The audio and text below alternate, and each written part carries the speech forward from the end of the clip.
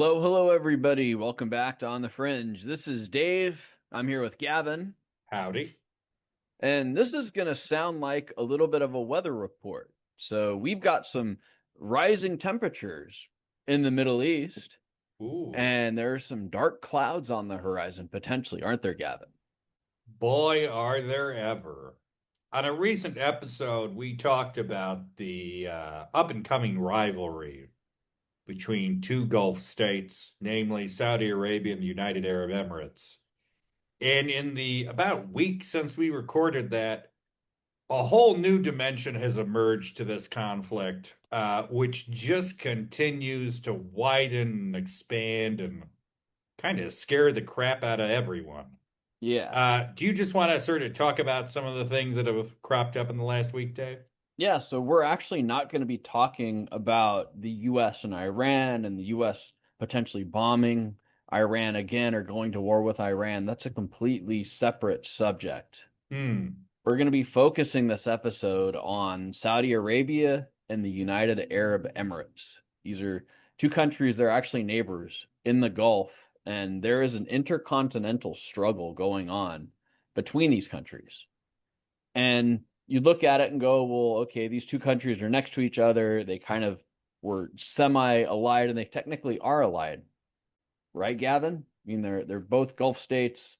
They're They both in both, the Gulf Cooperation Council, hmm um, which is also known as the GCC, which is a pretty important regional organization. They're both members of OPEC. They're historically have been very close. They're both heavily involved in the military intervention in Yemen starting in 2015. They both kind of spearheaded that. And that seems to be the sort of starting point for the falling out that's erupted over the last month, followed by revelations that the Saudis were tied to Egyptian efforts to aid the Sudanese government in their fight against the RSF, which is directly allied with the United Arab Emirates, and also various things swirling around Somalia, which we'll be talking about in more detail later in the pod. yeah. Yeah, the RSF, you guys aren't aware, is the Rapid Support Forces. Hmm. They are trying to overthrow the current Sudanese government. So And it's there's worth been a civil noting, war going on yes. for a couple of years, right? It's we're coming up on year three. It started in 2023. I remember when it broke out, I was in the KL airport. I was in KLIA and I got the news that things had popped off in Khartoum. And I went, this is not fantastic. The RSF, before the outbreak of the Civil War, were a large paramilitary force basically drawn from the people who committed the Darfur genocide in the early 2000s. They'd been organized by the former government of Omar al-Bashir basically to counterbalance the military, which you could argue they've done. The civil war spiraled basically from a dispute between Hamedi Dagalo and the head of the military at that time, who was General Burhan, who's still the head of the military in Sudan. And these two forces have been knocking the absolute bejesus out of each other and just committing pretty horrific war crimes ever since. The RSF, in particular, is linked to very credible, documented cases of genocide, of mass atrocities against civilians, of just pretty horrific things. And they are now mostly based in the west of the country. They're supported by the UAE. They've been supported by factions in Libya. It's alleged they've been supported by the Wagner Group, what used to be the Wagner Group, and that they have been fighting the military nonstop. It's been knocked down, dragged out. It's pretty much partitioned the country into two. And it's also caused just massive exploitation of Sudanese natural resources, mostly in the form of minerals like gold. Recently, I would say in the last month, there have been a couple things that look like they've shifted the tide against the RSF. One was the revelation of a massive drone base in the far south of Egypt with Turkish drones. So Baykar Bayraktars, Baykar Akinchis, pretty leading edge UCAVs, unmanned combat vehicles. So this base looks like it was built with Saudi money. There seems to be more money going towards the junta, the military junta, which is fighting the RSF. That seems to be coming from Riyadh. And yeah, this has just become another theater in the sort of mini Cold War that's sprouted up. Yeah, and if this isn't complicated enough, you've also had the UAE supporting the RSF, and the UAE has had advertisements for mercenaries to go and actually fight in Sudan, and they've recruited Colombians A lot of primarily. Colombians. And we did a And podcast about this we about a did. year ago. I'll put a link to that in the description. But this is not just a civil war between Sudan's government and the RSF. This is No. drawing in countries and it's drawing in paramilitary groups from around the world. And this is in some ways potentially the future of war where the UAE and Saudi are not going to have a direct conflict with each other, but they're definitely going to be involved in a conflict where both sides are pitted against each other. Endless and ever expanding proxy warfare. Hmm. And if you think Sudan's bad, let's now look to the south. Yep. Where do these two regions, Africa and the Middle East, primarily come together? Come together around the Horn. Around the Horn. We're on the fringe and we're around the Horn. The Gulf of Aden, which is where the Red Sea meets the Indian Ocean, or I guess the rest of the Indian Ocean, is one of the most important tradeways in the world. It's one of the most Yeah. important maritime routes around. It's been a major target for piracy and terrorism in the past. It's a big reason why anyone, frankly, in the U.S. knows who the Houthis are, because their position in Yemen puts them within spitting distance of international trade. Um, and it's also why Somali pirates were such a concern in the late 2000s, early 2010s. Yeah, in So, case you guys remember Captain Phillips, that Captain movie. Phillips, I'm the captain Good. now. Oh, you're the captain. I'm the captain now. Captain Anyways, Kirk. yeah, I am. Khan? Sorry. And no one will get that reference. Live long and prosper, my friend. That's Spock. So Shows what I know. it does. It demonstrates it definitively. Um, anyways, it's an incredibly important route for trade. Something like 25% of the world's container trade goes through there. Um, very, very important. The country that really geographically, the country that kind of makes up the majority of the coastline of the Horn of Africa is Somalia. Hmm. And Somalia has had a pretty fractious history as a nation state. I think that's putting it a little mildly. Yeah, it's Um, very diplomatic, I would that's very say. diplomatic. So first of all, it's worth noting that what we call Somalia today was never really united in a central state. There were numerous clan groups that sort of governed their own affairs in various degrees of autonomy. Then European colonialism happened. They were divided. So there was French Somaliland, which today is Djibouti. There was British Somaliland, which we'll talk about in a second, because what happened to them is interesting. And then there was Italian Somalia, which is the majority of what we call Somalia today. And when these territories got independence, British Somaliland and Italian Somalia came together, yada, yada, yada. About 50 years later, it had been a quasi-Marxist dictatorship. It fell apart very messily, Black Hawk Down. And there was about 20 years of more or less armed anarchy, various factions vying for control, no real government as such. Then in about 2009, a government did emerge, but it was run by a group called the Islamic Courts Union, who later morphed into another group called Al-Shabaab, who are kind of the Taliban of Somalia. And they got very close to taking most of the territory, except for the north, which was called Somaliland. And Somaliland is very much at the heart of what we're talking about today. Why is that, Dave?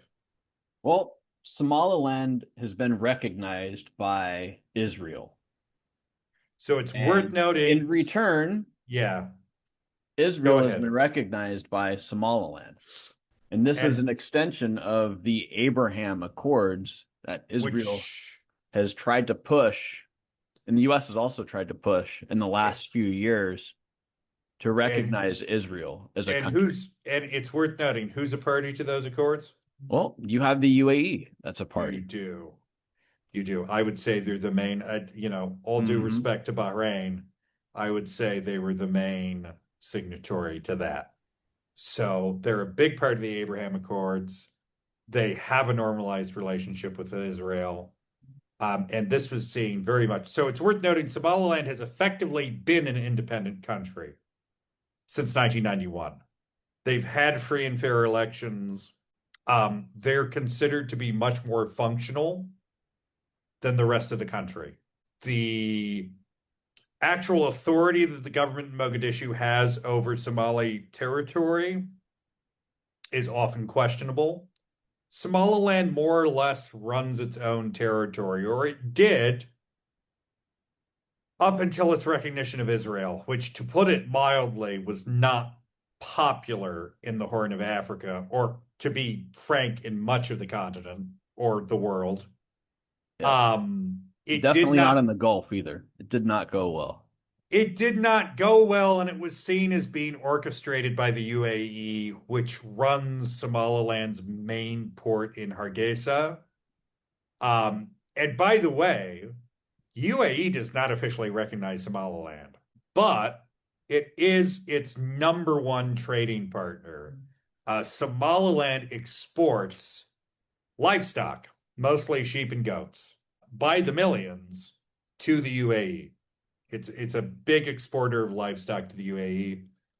But And the on that UAE, same note, go ahead. the UAE has invested $442 million into a port in Berbera, and they've also Mm, built up a drone base too. yes, which brings us to Ethiopian involvement, because the Ethiopians are suspected to be involved in this as well. The Ethiopians were trying to establish a port in Berbera Yep. earlier last year, I believe. We covered this too. We We covered this too. got an episode on this. That did eventually fall through, but that was also seen as being backed by the UAE. There have been allegations recently that have come out that Ethiopia has been hosting RSF training camps, going back to Sudan for a second. And the government of Abiy Ahmed is widely seen to be aligned with UAE. So, you know, every country in the Horn is involved. Anyways, Mogadishu is the capital of Somalia. Mogadishu was furious when this happened. Obviously, they do not recognize Somaliland in any way, shape, or form. They view them as secessionists. They have very strong feelings about this. They definitely don't recognize Israel, I can tell you that. And they have called on their allies, again, in the form of Saudi Arabia, but more interestingly, also in the form of the Republic of Turkey. In Turkey, which has already made several large military contributions. It's also worth mentioning Turkey's largest military base outside of Anatolia is in Mogadishu. Drumroll. Really? It's in Somalia. It's a massive base. They have a huge military facility there. And they have, in recent months, been working at the runway at Mogadishu International Airport, Aden Ade International Airport, and they have been making some improvements to that runway. And about a week ago, in the end, they all did land about six, I think altogether it's been six F-16s rolled into Mogadishu. For a country, so Somalia has not really had an air force since 1991.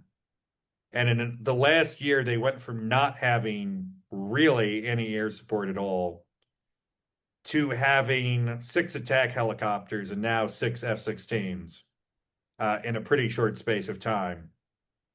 By the way, this makes it one of the biggest air forces in that part of Africa.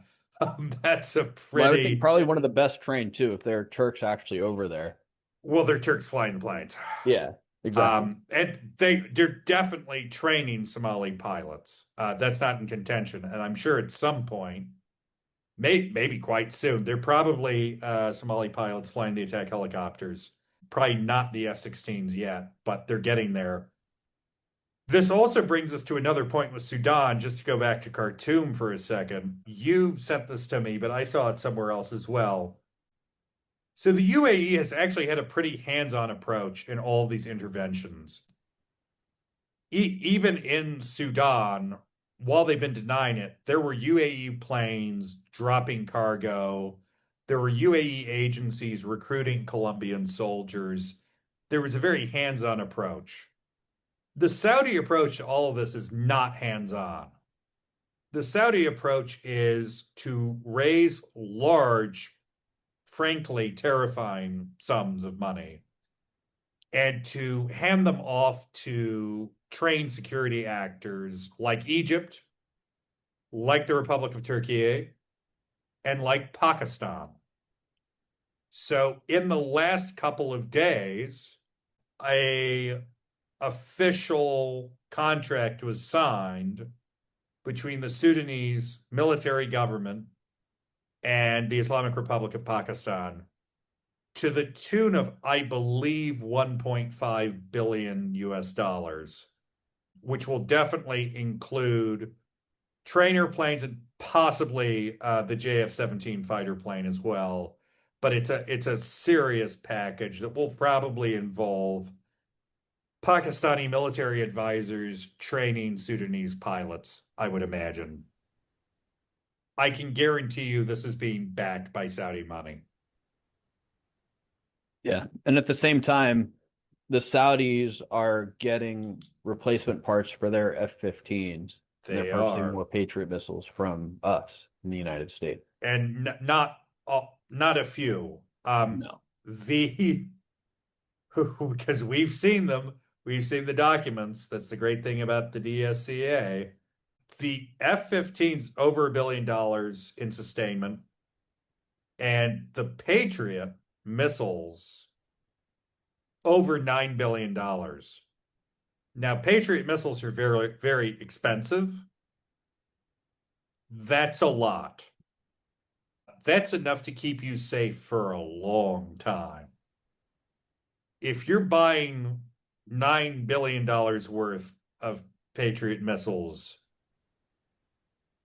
you are preparing for a not best case scenario. Well, I would say it's not preparing, it's just having it as, I would Insurance. say, insurance Yeah, and leverage. definitely leverage. And I think this comes down to, I might be reading this the wrong way, but I think this comes down to the fact that, well, Saudi definitely has the money, but maybe they don't have the personnel.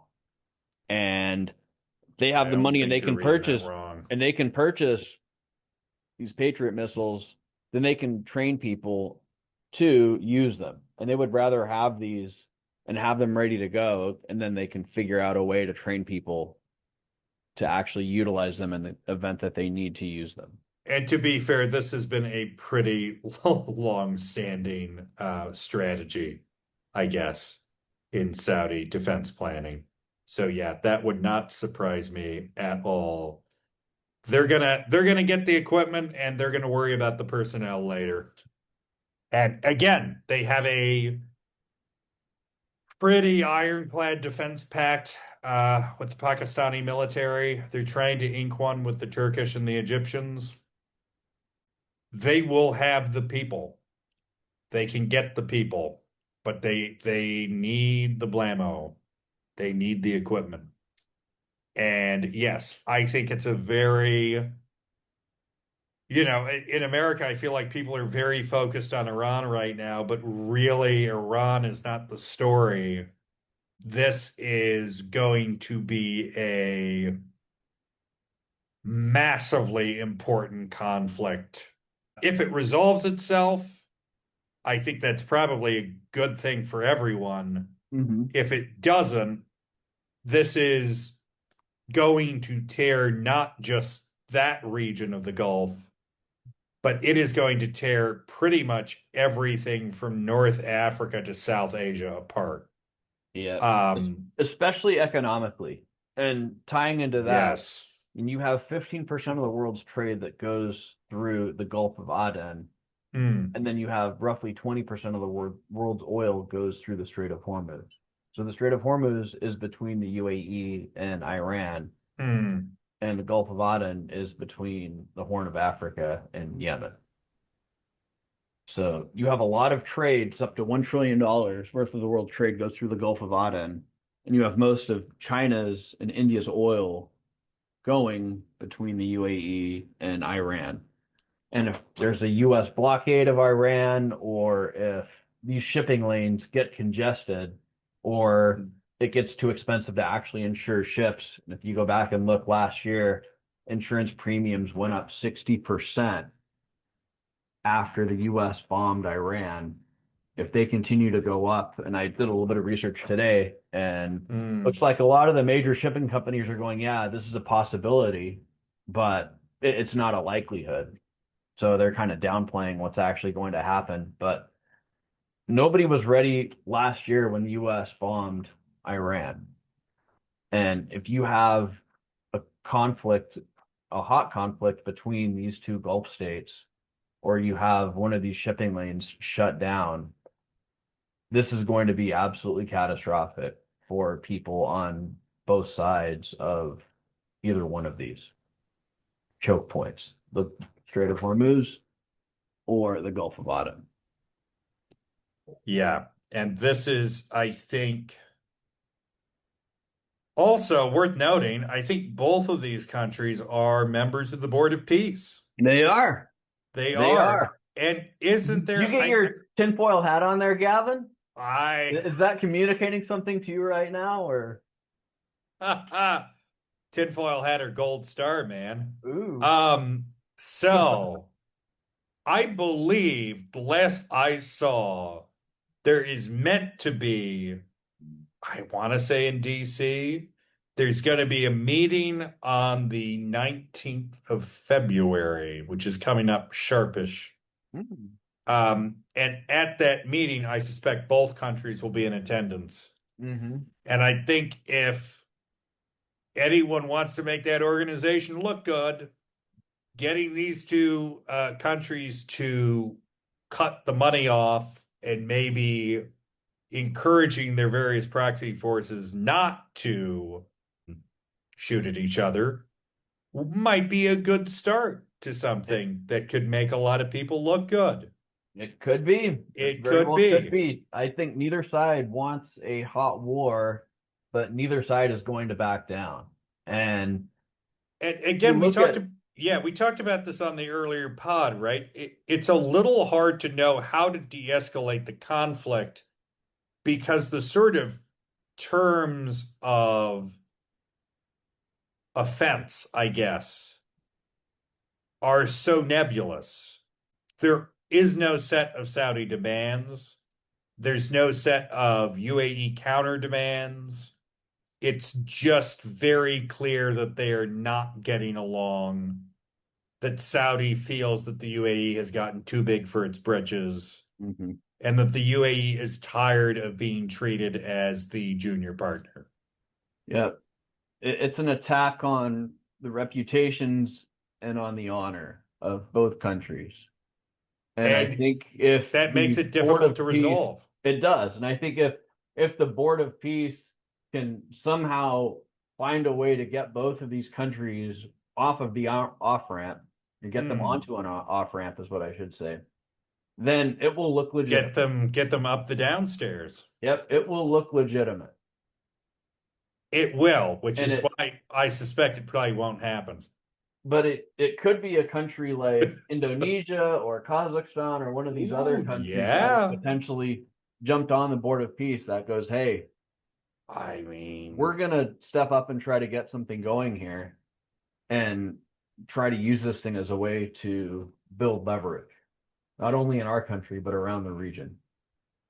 and look, to go back to something I've said, I think multiple times throughout this is bad for everyone. There is no advantage to this conflict. It doesn't help anyone. It doesn't improve things regionally. It makes the lives of literally millions of civilians in already, frankly, very unstable parts of the world much, much, much worse. It's a conflict that absolutely needs to be nipped in the bud.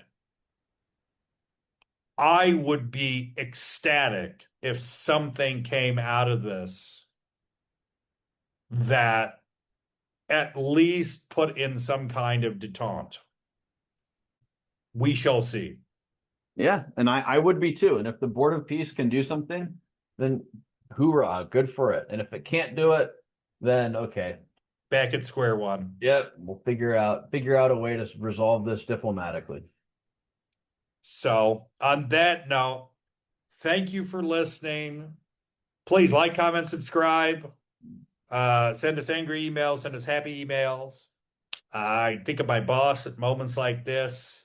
Something to celebrate, something you want to talk about. Come on. Isn't there anything people want to celebrate? No one wants to celebrate things at a meeting. You just don't. Like, why would you go to a meeting and go, I want to celebrate things? You don't want I'm to be sending in. you a celebration emoji right now that we're almost done with the recording. Well, you know what you could do to really celebrate this moment, Dave? What could I do? You could find the button. I could find the button. Do you have anything more to add before I Uh, find the button? no, thank you very much. We appreciate our community and thank you for being with us here at On the Fringe. Thank you guys and take care.